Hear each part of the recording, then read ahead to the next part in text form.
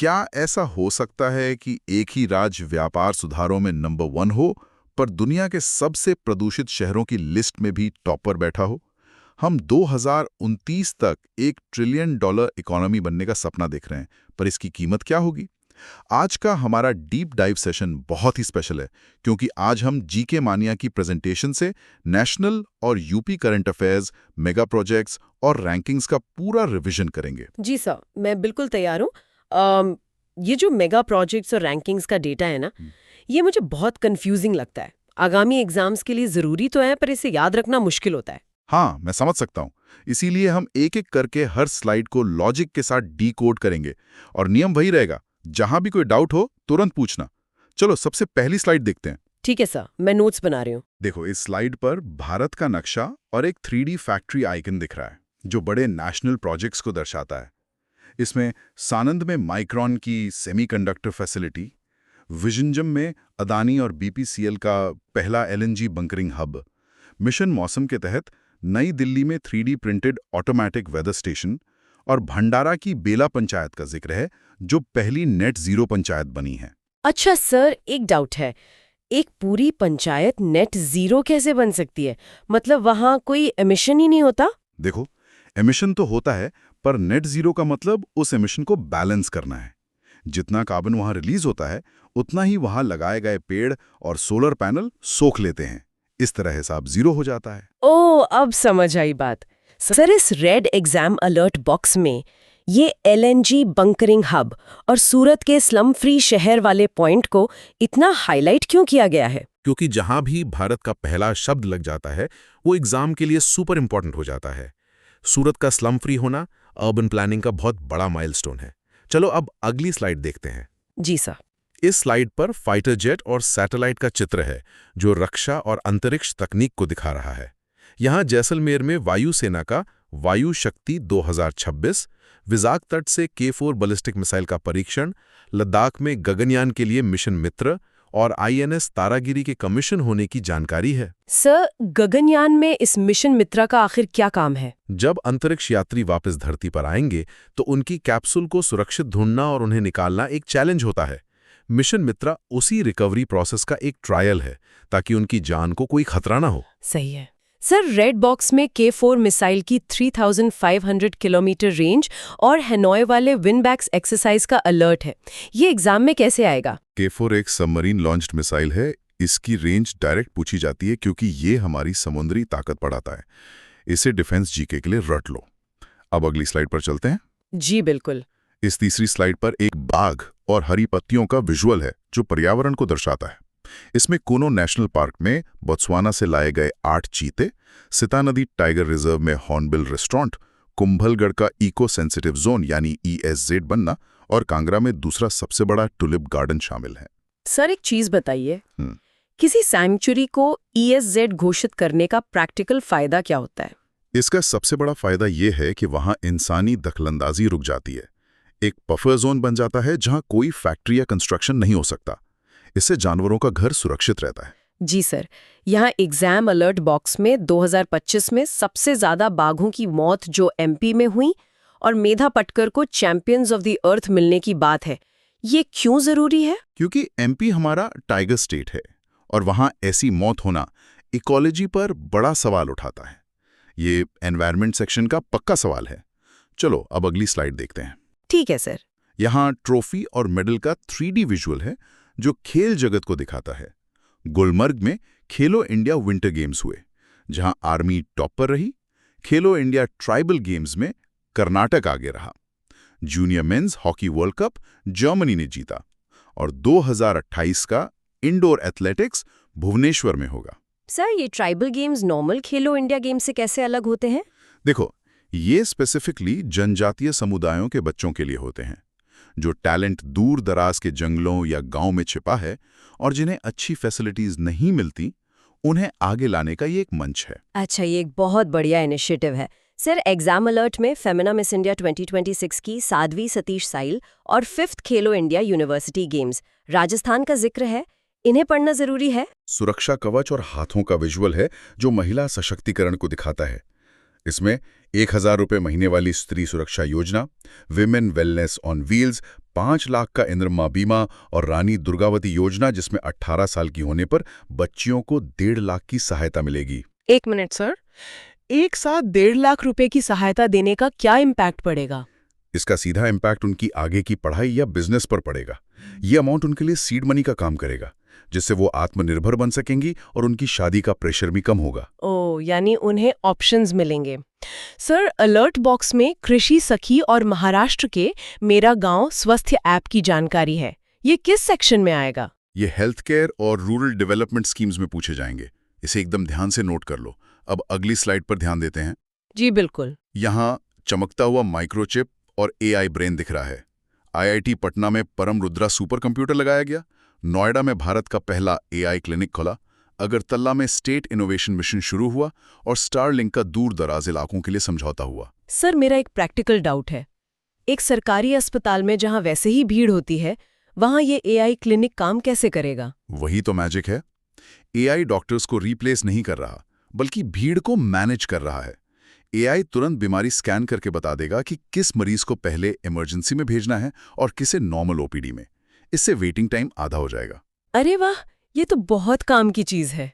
Sir, exam alert में सर्वम AI का विक्रम मॉडल और गूगल का प्रोजेक्ट सन कैचर हाईलाइट किया है। टॉपिक है साइंस एंड टेक में ये 100% आएगा। चलो अगली स्लाइड पर बढ़ते हैं। ठीक है सर। इस स्लाइड पर क्राउन और ग्लोबल आइकन का विजुअल है जो अवार्ड्स और फर्स्ट्स को बताता है। अनु गर्ग राज्य की पहली महिला मुख्य सचिव बनी है। सिमरन बाला ने CRPF टुकड़ी को लीड किया। ओडिशा पुलिस को प्रेसिडेंट कलर्स मिला और ग्रैचिका मचेल को इंदिरा गांधी शांति पुरस्कार। सर, ये प्रेसिडेंट कलर्स किसी पुलिस फोर्स को क्यों दिया जाता है? ये देश का सबसे बड़ा सम्मान है जो राष्ट्रपति किसी भी मिलिट्री या पुलिस यूनिट को उनकी लगातार शानदार सेवा और अनुशासन के लिए देते हैं। ये उनके फ्लैग पर लगाया जाता है। अच्छा, समझ गए। सर, रेड बॉक्स में कार्तिक आर्यन का दादा साहेब फाल्के अवार्ड और कव्वे मदानी का स्टॉकहोम वाटर प्राइज दिया है। ये वाटर प्राइज क्या है? स्टॉकहोम प्राइज को पानी का नोबेल प्राइज कहा जाता है। इसे एनवायरमेंट क्वेश्चंस के लिए स्टार मार्क कर लो। चलो अब यूपी स्पेशल पर आते हैं। पहली स्लाइड देखते हैं। जी, यूपी करंट अफेयर्स के लिए मैं तैयार हूँ। यहाँ ग्रेजुएशन कैप और बिल्डिंग्स का चित्र है। इसमें यूपी के सेंट्रल यूनिवर्सिटीज हैं। इलाहाबाद यूनिवर्सिटी, जिसे पूर्व का ऑक्सफोर्ड कहते थे, AMU जहां नाइमा खातून पहली महिला VC बनी है, BHU जो देश का पहला सेंट्रल यूनिवर्सिटी है, और BR Ambedkar university. Sir, Allahabad university को पूर्व का ऑक्सफोर्ड क्यों कहते थे आखिर? वहाँ ऐसा क्या था? उस वक्त इसका एकेडमिक कल्चर और इसकी गॉथिक बिल्डिंग बिल्कुल ऑक्सफोर्ड जैसी थी।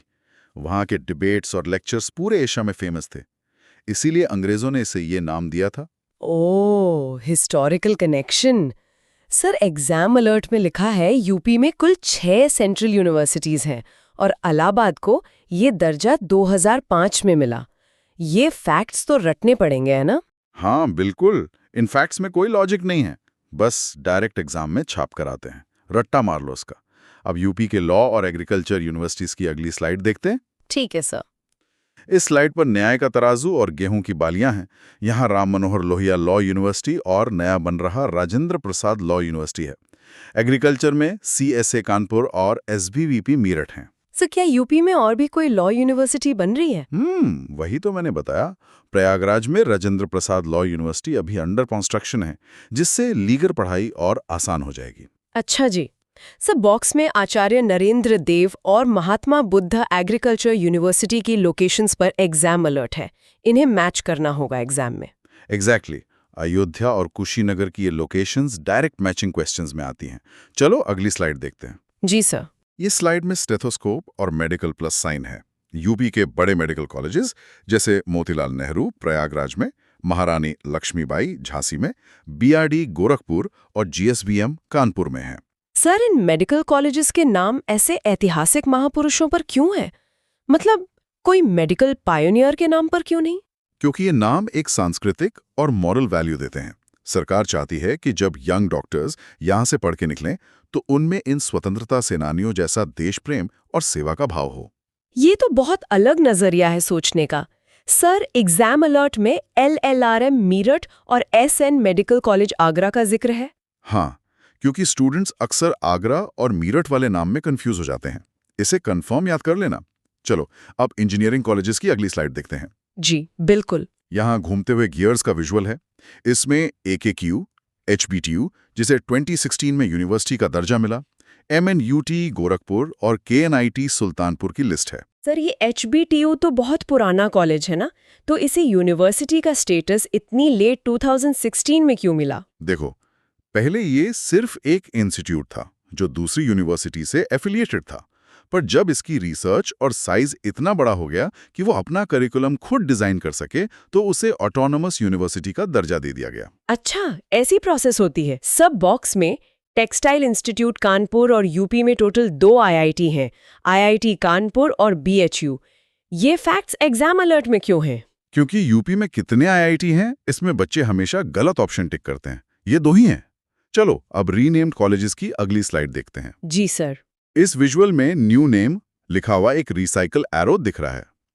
यूपी के कई इंजीनियरिंग कॉलेजेस के नाम बदलकर अब सरदार वल्लभ भाई पटेल, अहिल्याबाई होलकर, मां पतेश्वरी और सम्राट अशोक के नाम पे रख दिए गए हैं। सर क्या नाम बदलने से उनके सिलेबस या पढ़ाई के तरीके पर कोई फर्क पड़ता है? नहीं, पढ़ाई बिल्कुल वही टेक्निकल रहती है, बस उनका नाम वहां की लोकल सांस्कृतिक पहचान को बढ़ावा देने के लिए बदला जाता है। समझ गए।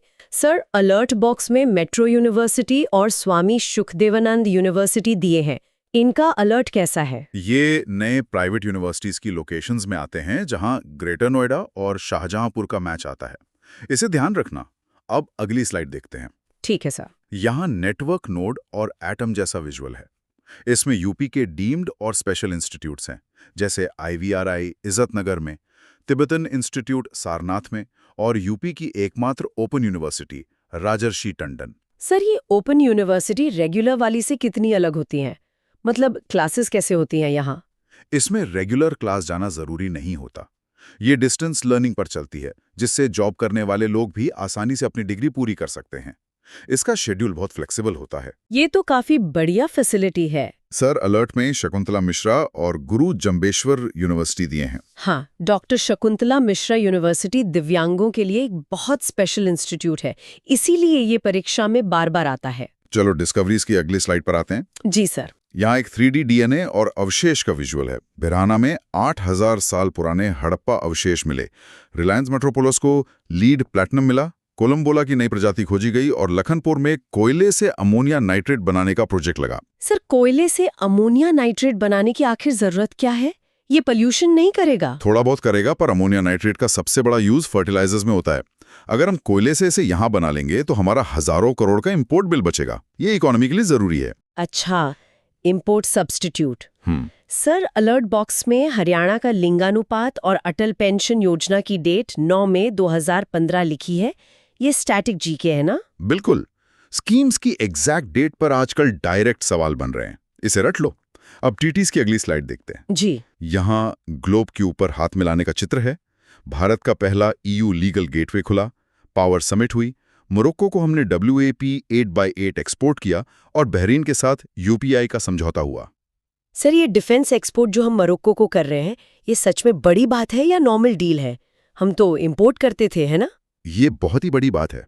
हम हमेशा से सबसे बड़े बायर थे और अब हम अपने देसी आर्मर्ड व्हीकल्स एक्सपोर्ट कर रहे हैं। ये हमारे मेक इन इंडिया डिफेंस की बहुत बड़ी जीत है। अरे वाह!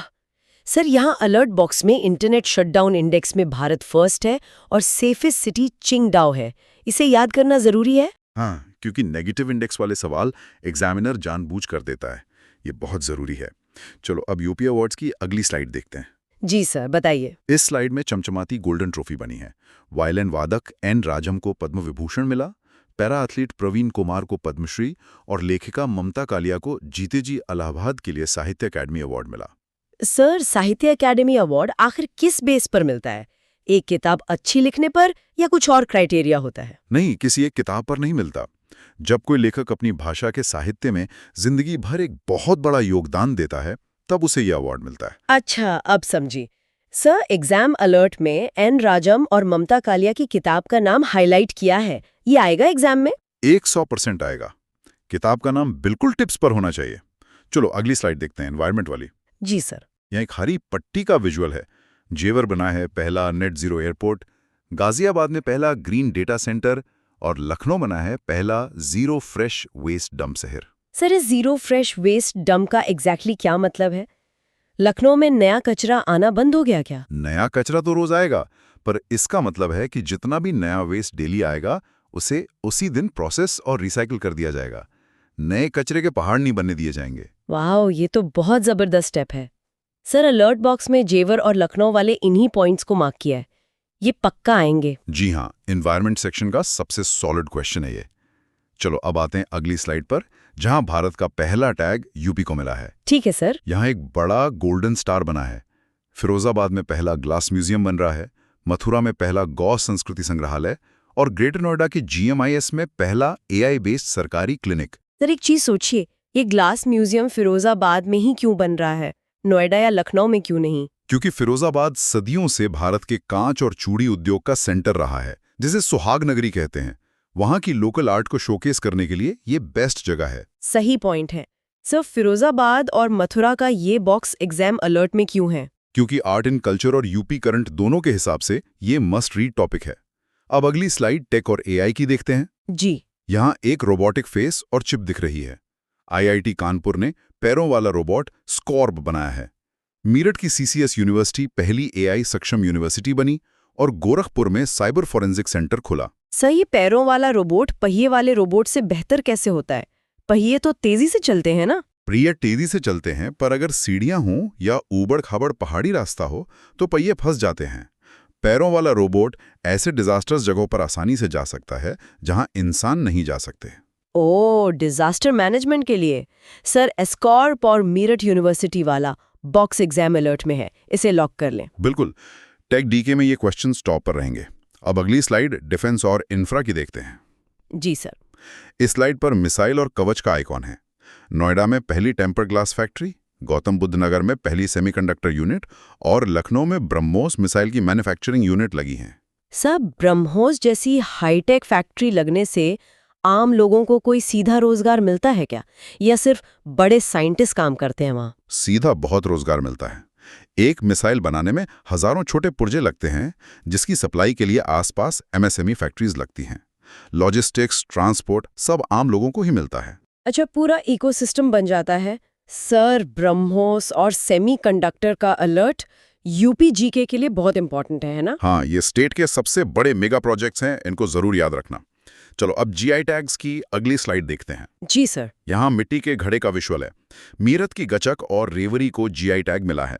अयोध्या में दुनिया का पहला रामायण वैक्स म्यूजियम बना है और वाराणसी के तबला और शहनाई को भी GI टैग मिल गया। सर, किसी लोकल मिठाई को GI टैग मिलने से हलवाई को आखिर क्या मॉनेटरी फायदा होता है? जब GI टैग मिलता है तो उसकी ग्लोबल पहचान बन जाती है।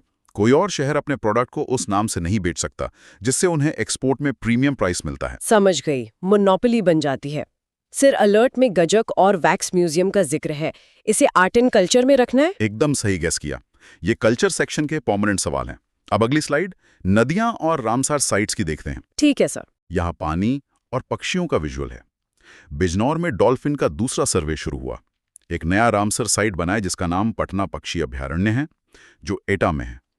और गोंडा का पार्वती अर्गास ESZ बन गया। एक मिनट सर, ये पटना पक्षी अभयारण्य यूपी के एटा में क्यों है? नाम तो बिहार की कैपिटल का है। ये बहुत कंफ्यूजिंग लग रहा है मुझे। एग्जामिनर यही तो चाहता है कि तुम कंफ्यूज हो जाओ। ये नाम भले ही पटना है, पर ये कंप्लीटली यूपी के एटा में ही है। ऑप्शंस में सबसे पहले बिहार दिया होगा, बस उस ट्रैप में फंसना नहीं है। अरे वाह, ये तो बहुत ट्रिकी है। सर, क्या एग्जाम अलर्ट में ये ट्रैप क्वेश्चन और पार्वती अर्गा आएगा? हाँ, ये दो सबसे ज्यादा गलत होने वाले सवाल हैं। इन पर एक्स्ट्रा फोकस करना। चलो यूपी स्पोर्ट्स की अगली स्लाइड पर आते हैं। जी। इस स्लाइड पर एक बड़ा गोल्ड मेडल बना है। 38th नेशनल गेम्स में यूपी के पुरुष कबड्डी टीम ने गोल्ड जीता। ग्रेटर नोएडा ने वर्ल्ड बॉक्सिंग कप की मेजबानी की और लक्ष्मण पुरस्कार की राशि 3 लाख से बढ़ाकर 10 लाख कर दी गई है। सर, अचानक से पुरस्कार राशि बढ़ाने से सीधा खेलों पर असर पड़ता है क्या? बिल्कुल पड़ता है। जब राशि 10 लाख मिलती है तो खिलाड़ियों को डाइट और ट्रेनिंग के लिए फाइनेंशियल टेंशन नहीं लेनी पड़ती और वो सिर्फ गेम पर फोकस करते हैं, जिससे मेडल्स बढ़ते हैं। मोटिवेशन और रिसोर्सेज बढ़ जाते हैं। सर, अलॉट बॉक्स में कबड्डी का गोल्ड और 10 लाख के अमाउंट वाला क्वेश्चन है, ये करंट अफेयर्स का पार्ट है? बिल्कुल, ये स्पोर्ट्स करंट में सीधा पूछा जाएगा। चलो अब बजट और इकोनॉमी की अगली स्लाइड पर चलते हैं। जी सर, बताइए। यहाँ रुपए का आइकॉन और पाई चार्ट है। इस साल का यूपी बजट 9.16 लाख करोड़ रुपए का रहा।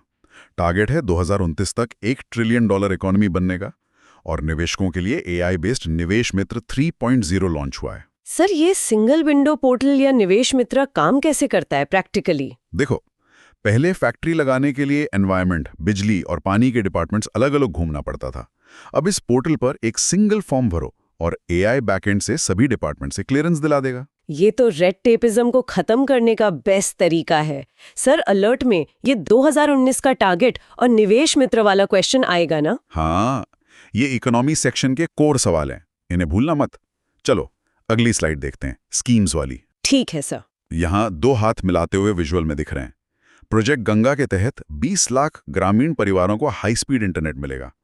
1 डिस्ट्रिक्ट 1 क्विजीन योजना और ग्राम परिवहन योजना शुरू हुई है। सर, प्रोजेक्ट का नाम गंगा है पर इसमें इंटरनेट दिया जा रहा है, पानी नहीं। ऐसा क्यों रखा गया? क्योंकि जिस तरह गंगा नदी यूपी के कोने-कोने तक पहुंचकर खेती को सींचती है, वैसे ही डेटा का ये ऑप्टिक फाइबर नेटवर्क गांव-गांव में डिजिटल सिंचाई करेगा।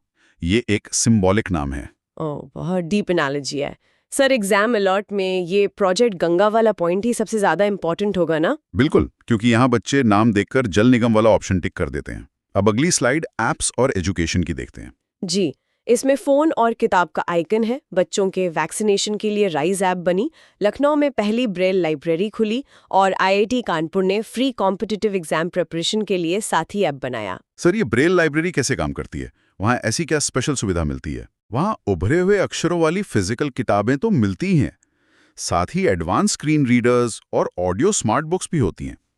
इससे विजुअली इंपेयर्ड स्टूडेंट्स इंडिपेंडेंट होकर पढ़ाई कर सकते हैं।